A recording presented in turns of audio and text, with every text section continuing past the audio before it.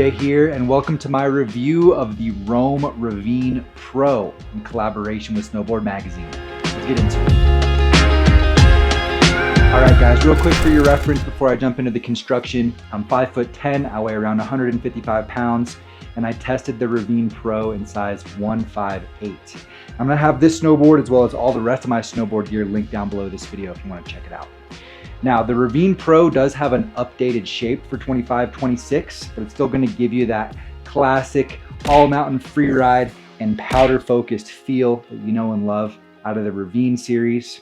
It does have a lot of great tech built into it, so let's jump into things. First of all, it does have a directional outline with a significantly longer nose up front, shorter tail in the back here, as well as a little bit of a taper and a setback. This snowboard runs 15 millimeters of setback, so the inserts are shifted a little closer to the tail, and a slight 7.5 millimeter taper, narrowing up the tail of the snowboard a little bit. This is their free to ride camber. It's gonna have traditional camber running from the tail out to right about your front foot, where it's gonna have a small flat transition and go into reverse camber out into the nose. And I do wanna highlight it has a pretty shallow, like gradual uplift on the nose of the snowboard as well, which does help it out in softer snow conditions in my opinion. You're also gonna get their directional diamond 3D nose, which is maybe my personal favorite feature in the design of this snowboard. And it's a little bit of 3D shaping in the nose here. So basically the sides of the board, the base and edge, are beveled up a little bit, and it runs kind of from the tip out down past the contact point. So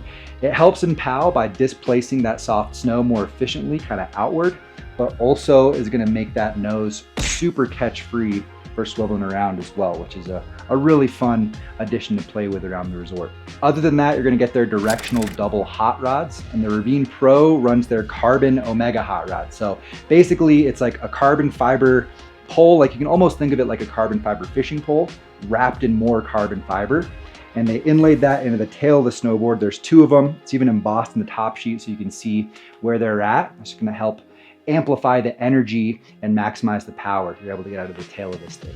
It has a ton of flax built into the snowboard as well, which is a material that's known to help dampen things out, help mellow out vibrations, and just give you a smoother ride.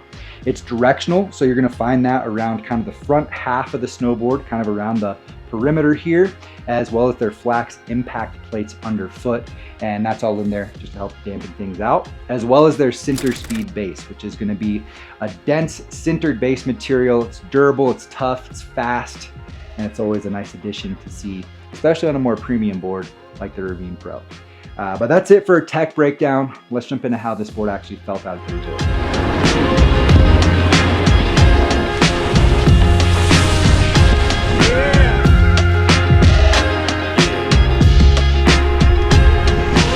Let's jump into things talking about the overall flex and feel you're gonna get with the Ravine Pro.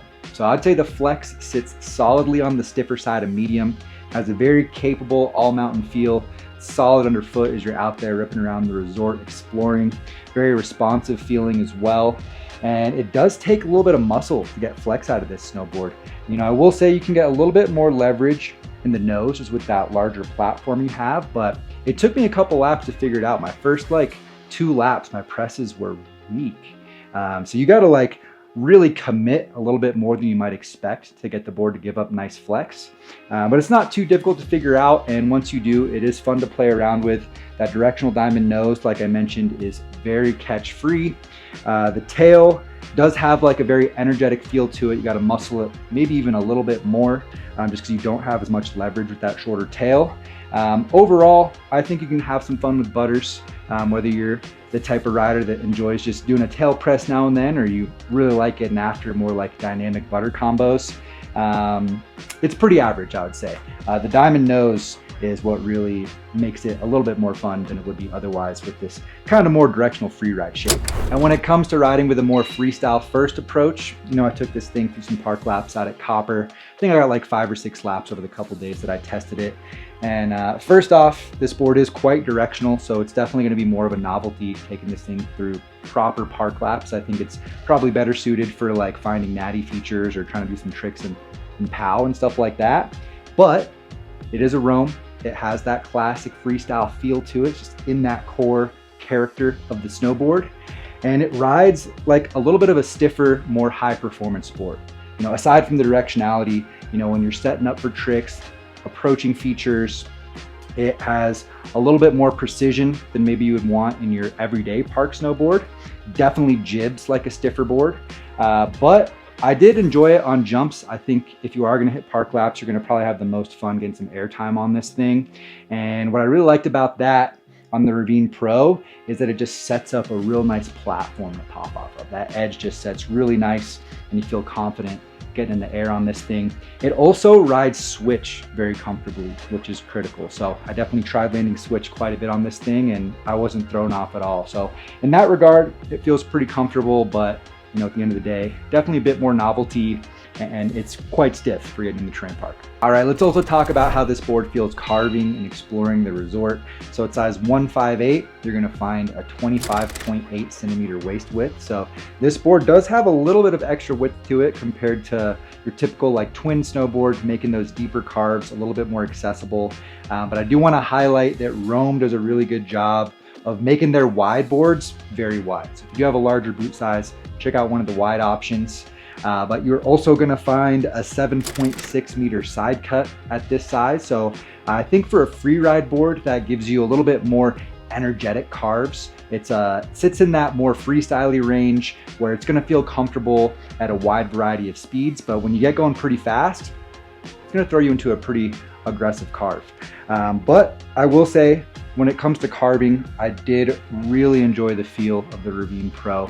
The combination of the shifted camber with that slight taper and setback, I think just really worked together so nicely. Specifically, the camber going all the way back to the tail, to that rear contact point. It just allows you to drive through carves with a really powerful in control feel, and it just feels super confident underfoot. It held up going fast too. I opened this thing up a few times and I got a little bit of flutter, more in the nose than the tail, but not so much that it felt sketchy at all. There was no point where I felt like I was getting pushed around or squirrely. This thing holds a surprisingly strong edge. I was very pleased with it. I think as far as using this board as a weapon to go explore resorts, get in the alpine, just check out the lay of the land, this is going to be a really good one. I don't think you're going to find a situation where this board's going to get overpowered. So definitely super fun around the resort with some nice versatility too. And like I mentioned, I was able to get this board out in the backcountry here in Colorado on a pretty nice day to feel this thing out in some powder. And I think that this is a board that's going to work really well if it's your first directional board in the quiver as just your general powder board. It definitely can hold it down in that category. It floats very nicely. It's not going to make you work too hard even when the snow gets pretty deep. And, here in Colorado we have like a very dry texture powder most of the time, so it's not as buoyant as it is in other areas. And the Ravine Pro held up super well in that condition. I think the two most noticeable things for me in powder was, first of all, the directional diamond nose. I think the way that it just spits that powder out the side a little bit more and prevents it from piling up onto your front leg is definitely noticeable, and a nice addition to the design here for soft snow condition. And I have fortunately had the opportunity to try many different shapes and bends and types of boards in the powder here in Colorado.